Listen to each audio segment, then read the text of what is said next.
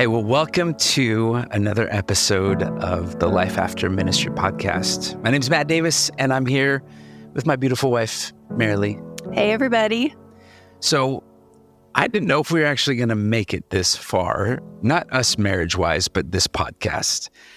Yeah, it's hard to believe that the first episode of this launched in September, and it's only been a couple of months. Here we are in December, wrapping up the season, wrapping up 2023. Yeah. And it's actually amazing how many people we've talked to and the growth that we've seen on this podcast. Yeah, it's been amazing because there's been thousands and thousands of people from all over the place. We've had so many people who've written in and said, this is so helpful for me, the season I find myself in, what I'm going through. And what I think we've also found is there's no end to the amount of guests that we can have. We have so many already recorded, ready for next season. But what we wanted to do is, this is episode 15, and we wanted to just put a little bit of a line in the sand and a marker and say, this is the end of season 1. And we're gonna just take a moment to recap and to look back.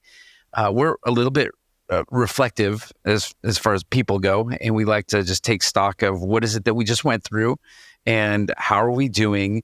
And you, of all people, it's kind of funny to even just hear you say to other people, yeah, I have a podcast and you're on a podcast, because I did not see this coming for myself. Yes, that's right. And the other guys, Bill and Noe, when we talked about this, originally it was just going to be me writing this, and thank goodness you joined in, but you were a little bit of a reluctant participant at first. Is that right? Yeah, and if I'm being honest, I still cringe a little bit when I hear my voice coming through the speaker when it's played back. Yeah. But honestly, it's been a lot of fun. Yeah. I've enjoyed it. And I really can't believe the amazing people that we've gotten to talk to this season, people that I would have never met if I hadn't agreed to do this crazy thing with you. And really incredible people with amazing stories where God is doing transformative work. And it's been really an honor to be able to have the conversations that we've gotten to have this season. So let's do this. I want to do 3 things in this podcast. Number 1 is, let's just talk about what is it that we've learned, that you and I, what are kind of the highlights, the things that have showed up as themes in some of these conversations. Number 2, let's actually listen to and hear from somebody who's gone through the process with pastoral transitions and lived to tell about it, and talk a little bit about where they're at now. Well, so we have a testimonial. And then the last thing is, well, what does it look like for us going forward? What is the next season of this podcast? What does this next season of ministry look like? So let's start with that first one. What is it that has really kind of floated to the surface for us, and things that you've seen as this is a highlight, this is something that continued to come up as a theme in our conversations with people? Well, I think, first of all, we just have to acknowledge that the group of people that we have talked to in this last season have come out of a pastoral transition or a ministry transition, and most of them are still in ministry. So one thing I've been thinking about is, what is it about this specific group of people that has enabled them to do that? Because I know that this isn't the story of a lot of people, but it just happens to be the demographic that we've been talking to, is people who have gone through it, made it through, and come out strong on the other side. And we didn't even really seek any of these people. I think most of these people came to us or found us. We found each other in the process. So it wasn't like we're not as intentional maybe as we should have been, but really we just kind of said, well, God's going to do what God's going to do. And we just kind of left it all up to chance, I guess. I mean, maybe we need to do a podcast with a few people who didn't make it super well through the ministry and are doing different things. I don't know. Yeah. That'll be a discussion for another time. Yeah. But I think the one thing that really stood out to me is all of these people were really willing to lean into sort of the darkness or the difficult things that were stirred as a result of the transition, whether that was relational things with, people they'd been in a relationship with, or just the internal struggles and wounds and things that it hit on that are just unpleasant things to have to experience. Sadness, anger, bitterness, all of these things that sort of just naturally well up in the human spirit. They've had to sit down, and instead of running away from those things, I I think a common denominator is that everyone allowed themselves to experience them, but not just on their own, but really brought the Lord into some of those dark, hard places. And there's really no such thing as an easy transition. Like every transition, every person that we talked to, there was an element of, even in the best possible situations, even when it was their decision to leave and make that transition. right, it's still hard. It's still hard. There's parts of that that's hard, but to what you're saying is to lean into some of the hard. Don't put your head in the sand and avoid it, that there's fruit that comes from the leaning in. Right. And as a result of the leaning into that, there was transformation, I think, an internal and a spiritual, emotional transformation that the Lord was able to use to prepare them for the next step, which in most cases of all the people we talked to actually turned out to be another kind of ministry. Maybe not in a church, but I mean, everybody we talked to, everybody are out there doing good things for the kingdom of God, working to help people, to bring the gospel to people, just in a different capacity than maybe they saw themselves doing it before the transition. Yeah, and we have to maybe clarify that, like in ministry outside of the walls of the church, in some cases, not every case, or they might be in a nonprofit situation, but really, I think for the most part, they might be in construction, but see themselves in ministry. They might be business coaches, but they see themselves in ministry, and that ministry piece has not left them. Yes, I almost think that everyone had sort of an expansion of what the definition of ministry is. Yeah.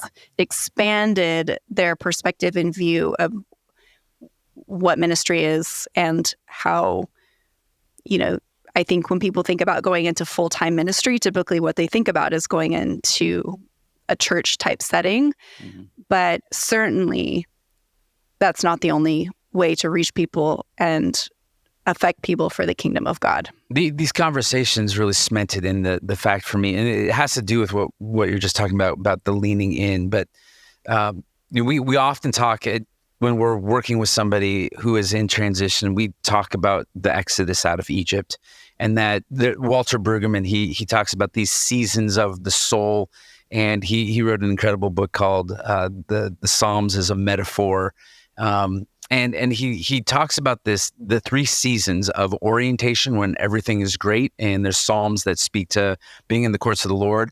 But then you can go from orientation to disorientation. It feels like the rug has been pulled out from underneath you. All of a sudden you find yourself in the wilderness, longing for the promised land. And the interesting thing I think about the leaning into the painful and the hard parts, it really is that kind of 40-year gap in the middle. It is that wilderness piece. Yeah. And when you're in that spot, it's the one spot you don't want to be in. You either want to go back to Egypt or you want to get to the promised land, but just get me out of the current spot that I'm in.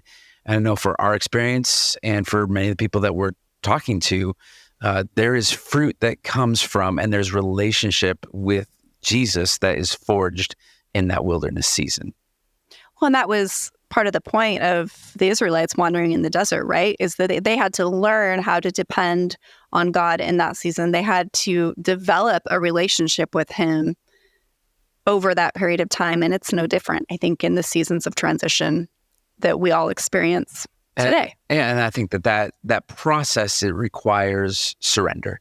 It requires, I think maybe, I know that for me, maybe you know this. Have you ever noticed this about me, that I might be just a little bit controlling? I need to have, I need to have control over my situation. What we want is a guaranteed outcome, right? Give me this solution. Just tell me what the next step is going to be and what it'll feel like and what it'll go like. What will that experience and process be? And then I'm willing to take the next step. But we're not assured that in the kingdom and in our relationship with God, we are called to just take that next step by faith. And that control piece is something that I think a lot of us in ministry, we have to, coming out of ministry or going to the next phase of ministry, we have to let go of that and really surrender. God, I don't know what that next step is, but I'm going to trust that you do. Yes. And I think that's key too to all these guests we had, is that they did keep that question before the Lord. And there was a sense that the Lord was with them in the transition, not that God had left them and abandoned them to it. That was not their perspective. Or maybe they had to wrestle through that aspect of it a little bit, but they remained connected to the Lord throughout the transition. And through that, God was able to mold them, move them, and bring them to whatever he had for them in their next season of life. Yeah. And one of the things that we talked about just in thinking about what we wanted to say here was that next season led them to be in a place where they were able to pay it forward, that they were able to give something back, that they had this keen sense that going through that experience, they had a deeper level of a gift to be able to give somebody and to be able to say, I've been through this. I understand what heartache can feel like, and I'm willing to walk with you in whatever it is that you're going through. And the place that they find themselves in, whether they're running a business or they're in a business or whether they're in a nonprofit ministry, whatever that is, there's a greater capacity that they maybe didn't have before to be able to serve others in a place of brokenness. Totally. Yeah. Why do you think that these stories that we're listening to, the conversations that we're capturing, why does this story matter? Why do these stories need to be told? Well, I think that they offer hope to some people who are listening, who are either in the middle of a transition, or they've just gone through a transition, or maybe they're even thinking about transitioning out but haven't taken a step to do it, or maybe they're listening and knowing they need to transition someone out and haven't done it yet.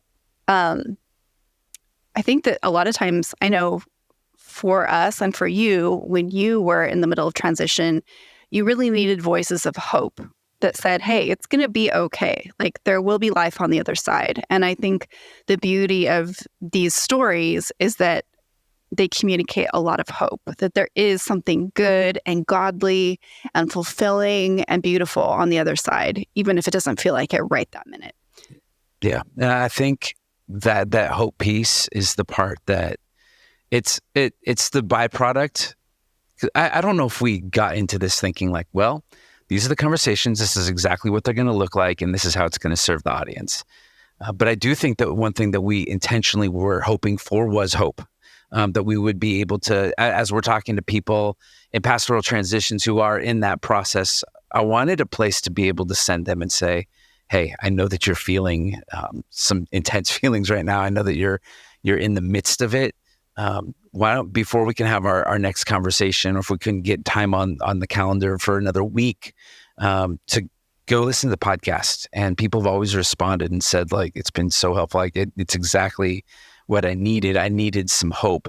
I would say the next piece to that is it's sort of, I think it's helped to be an antithesis to isolation, because I think that most pastors and families coming out of ministry, a common theme that we heard was that they tend to feel very isolated. So I think it's important for pastors and families to know, like, you are not alone. Yep. And sadly, if there's one thing, sort of on the negative that we've learned after listening to all of these stories, is that this is certainly not an uncommon problem. Yeah. And that there are many out there who have been in the same shoes and know exactly how it feels to be sort of brutally, to have your time in a church or a ministry ended in a capacity that feels sort of brutal and heartbreaking, as opposed to life-giving. So I think giving hope and helping listeners maybe not to know that they're not alone. Yeah. And that runs the gamut from being told that you can't say anything about this, right? We've heard some of those stories of like leadership just saying, please keep this a secret. Yeah. This is the change that's coming up. Don't tell anybody for the next 3 months. And now, not only do they have the anticipatory grief of, I'm going to be coming out of my position, but I don't actually have a community to share it with. Like, what am I going to do with this? To really being kicked out of the community and not being allowed to be back. And that's not the case for every one of them. But that isolation, when it's not addressed, when we don't handle these transitions well, why this story matters is there are pastors who've come out of ministry and taken their lives. Right. There are really sad stories of pastors who have come out of ministry and walked out on their faith, walked out on Jesus, walked out on Christian community became jaded and upset and turned their back, and I can see it. Like there were moments coming out of my own where I just thought, like, why am I trying so hard to make this whole thing work? It would just be easier just to leave it all behind, like leave everything. And so we need these infusions of hope to be able to say, no, keep going, endure, run the race, don't give up. We're coming alongside you. We're going to make it. Yes. Yeah. And also the importance of being honest and vulnerable about those thoughts and feelings, and knowing it's okay to have those thoughts and feelings, and that you're not alone in feeling them. And then, be encouraged to continue to surrender those feelings over to the Lord, to let him do what only he can do there. Yeah. We want to share a story with you. This is one of our friends that has gone through the process with pastoral transitions. We met him, and we're just going to call him Pastor X. We met him about a year ago. And it was actually about this time, December of last year, when the elder board, the leadership at his church, was trying to make a decision about what's next. Are we going to make our year-end budget? And if we don't, this is a situation, this is a next step that we're going to have to take. And unfortunately, Pastor X was let go in January, February of this last year. And I want you to just hear what it was like for him coming out, and what that process was like with pastoral transitions, and where he has landed. So listen to this. It's a great testimony and gives us a lot of hope that what we're doing is helpful. Yeah, it was 1 year ago that, little did I know that I'd be entering a time of transition. I was a executive pastor at a church, and the church was going through having some budget issues, and, got to the point where they just were not able to fund the staff as they had it at that time.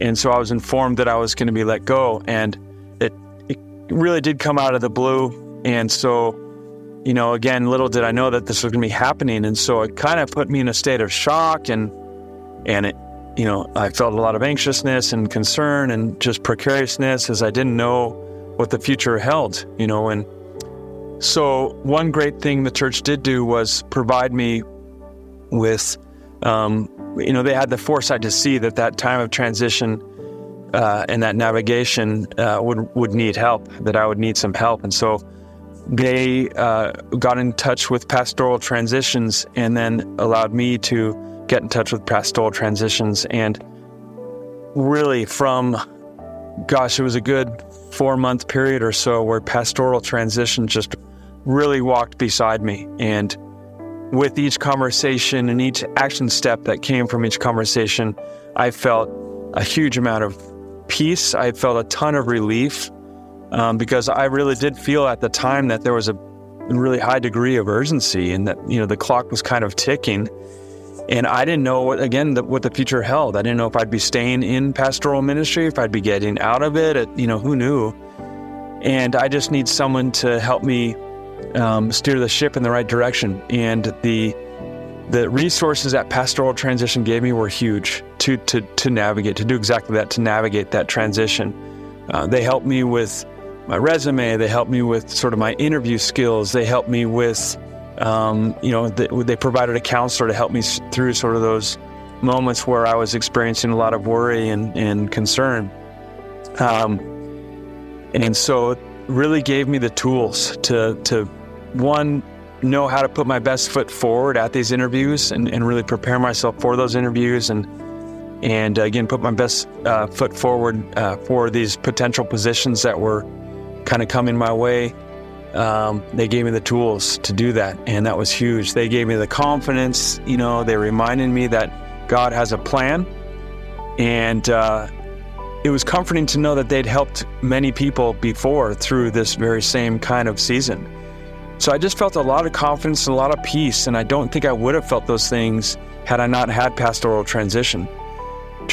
So that was great. That was great. I think, there was a moment where I realized what the next job what the next job was going to be for me. And the excitement I felt was, magnified by the team at Pastoral Transitions. When I got the job and got the offer, they were so excited for me.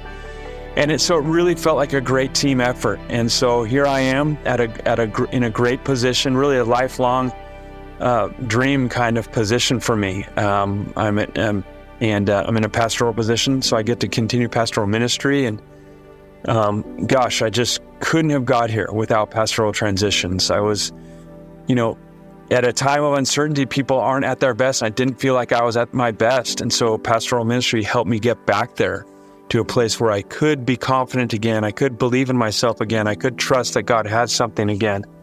And as a result, was able to interview and get this job that I'm in now. And again, I'm just super happy. It's a great church. It's a great position. Like I said, it's a dream position that I've always wanted. And so again, I just couldn't be more thankful at how things turned out, and couldn't be more thankful for Pastoral Transitions to help me along the way and get me to where I'm at today. That's what we would call a success story. That is, when we started Pastoral Transitions, that was the outcome that we wanted. And it's not that Pastor X went from losing his position in a church and got another church position. We're not trying to keep people in pastoral roles, though if that's the direction and that's where they feel called as we're going through that transition process, that's great.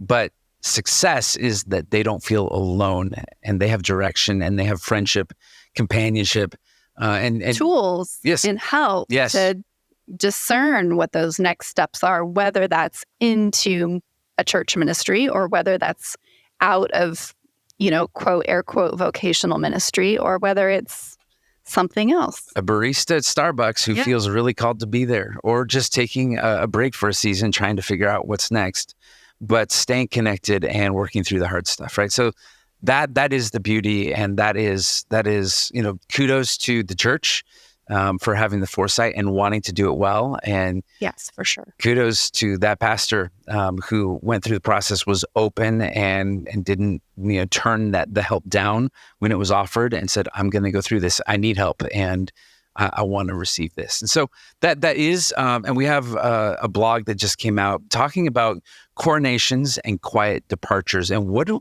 how can we craft transition in the church kingdom, and talking about if I had a hope for the story we want to tell in 2024, it's that we would wake up as the church, and that we would look at how we do these transitions differently. And we often talk about this model of bringing in a new pastor is oftentimes the on-ramp to bringing somebody in is a celebrated, beautiful moment. It's like the coronation of a king in a kingdom, right? It's also very spiritualized, right? There's a lot of prayer around it. There's often a search committee. Often the whole church is sort of involved and kept up to date on the search for the new pastor. Lots of potlucks after church. Yes. Get to know them, and yes. It's an exciting time, and I think it tends to be maybe over spiritualized. Yeah, spiritualized. I think we're just very intentional about that, right? Yes. we want to talk to the spouse. We want to meet the family. We want to let's get to know everything. And it's a very open process. And I liken it to coronation day in a kingdom, in a castle. Just picture the castle, and there's bows on every every light post. There's flags and bows, huh? Bows. I'm thinking Tangled right now. I don't know why. Can we watch Tangled too? Banners, maybe? Yes, banners. Velvet banners. Yes, right. And all the horses are decked out, and there's the trumpets and the fanfare, and the people are lined down the street wearing their best, and they walk the people forward, and they lay hands on the incoming crew. And it's almost like they say, I dub thee pastor, right? Yes. And it's a beautiful moment. And but in that same castle, in that same kingdom, that last day of dismissal, and you're no longer going to be here. You just see the sun is not out, the birds are not chirping, the horses are in the stalls, and the stalls need to be mucked, right? And all of a sudden you see that exit out of the kingdom really is is stark. It's dark, and the drawbridge closes, and you just see a family walking away, and that kingdom is moving on with life, and they're trying to figure out what's next. Everyone's trying to figure out what's next.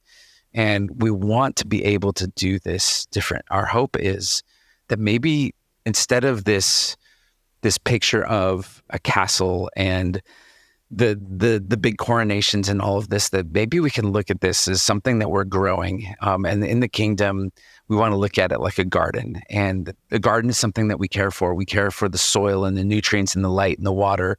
And sometimes we need to prune and we need to make adjustments. But sometimes we do have to make that transplant and take somebody and move them out of this garden into, the care that goes into the transplanting to make sure that they thrive in that next season.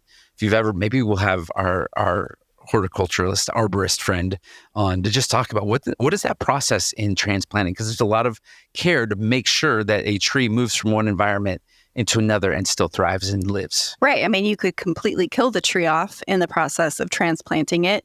Or if you take the steps necessary, you can preserve it so that its roots are intact, it still has leaves growing, and it's ready to go into new fertile soil, wherever that may be, where it can be planted. If it's planted in the right place, those roots are going to grow deep, maybe even deeper than they were in the original spot it was planted. I mean, theoretically, yes, if we follow this along, the tree is going to be planted somewhere else ready to grow even bigger. Produce fruit, right? That's what we're supposed to do. So that really is our vision for pastoral transitions for the church community and some of the things that we want to be talking about in our next season. And as we just bring this season to a close and to a wrap, if you are a leader in a leadership position, whether you're on a board of directors, whether that's in a church or nonprofit ministry setting, if it's a Christian education, higher education environment, or even you're just a Christian business owner that you want to honor people well and keep their dignity intact as they might have to lose their position. We're in December. If you're listening to this in December or any time of the year, we know that January is new for many people. There are a lot of transitions that take place, and those decisions may have even started in November. What are we going to do financially? And this is the plan, but we don't want to do it in November because the holidays are coming up, and that feels really awful to have to let somebody go in December. So we wait till January. And so we want to just urge, if you are in a decision-making position and you need to make the transition, let somebody go. Let's do this well. That is our hope. Yes. And I think that our other piece is that if you are somebody in a position where you are, that's your position, you're in vocational ministry, whatever that looks like, and you're feeling burned out, you're coming to the end of the year and you just barely made it through the 7 Christmas Eve services. Mm-hmm. And the people are driving you crazy, or you're just thinking, I might be ready for a change, that you don't have to burn the ships, that there is a way to be able to come out of ministry and still honor the people that you're there for. And you might not even know what you want to go into. Maybe the fear is what's keeping you in that spot. And what does that transition look like? And so one of the things that we've talked about is that to that end, we know that there's a lot of folks that come our way that have been let go and don't have any financial backing, don't have any plan. They don't know what they're going to do next.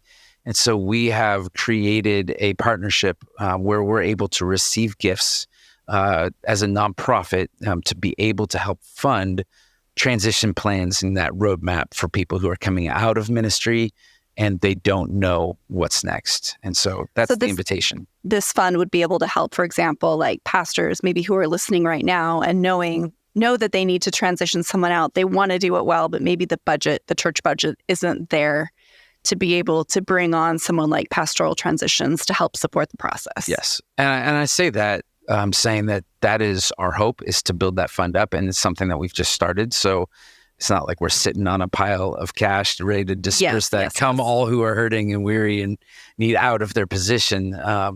Really, I would say that this message is, if you're listening and your church is in a place, or you are in a place individually, or maybe you've gone through the process and it was awful and painful, but you're in a different place now and you have something to give, and you want to help out financially somebody, a pastor, somebody who has made a difference, or maybe your church is small and you know that there's something that's coming up and there's a transition, that maybe your church can take an offering and give towards this transition piece. But you can go to our website, pastoraltransitions.com, and there's a donate tab, and you can make a donation there and really be able to be fruitful, help somebody who is in that process, to help them prevent that loneliness and the isolation. And we get to walk alongside them for over the course of 6 months to give them clarity in the areas of career and coaching, how to figure out their finances and what am I going to do with my life, and then counseling, not just for them, but their spouse and their family if that's needed. So all good stuff. Yeah. So we just want to say thank you. Thanks to thousands of you who have been listening, and for journeying with us. If you have been listening and you have a story to tell, go to lifeafterministrypodcast.com and scroll towards the bottom, and you can fill out a little form that would let us know that you have a story to tell, and we'd love to have a conversation with you. And if you know somebody who's in transition, just pray that you would share this with them and say that there's hope. There are people who love and care about them and want to see that next season of their life be just as fruitful as the ones that they've had in their past. Amen. Amen. So thank you. Happy New Year. Happy New Year. Thanks for listening, and shalom.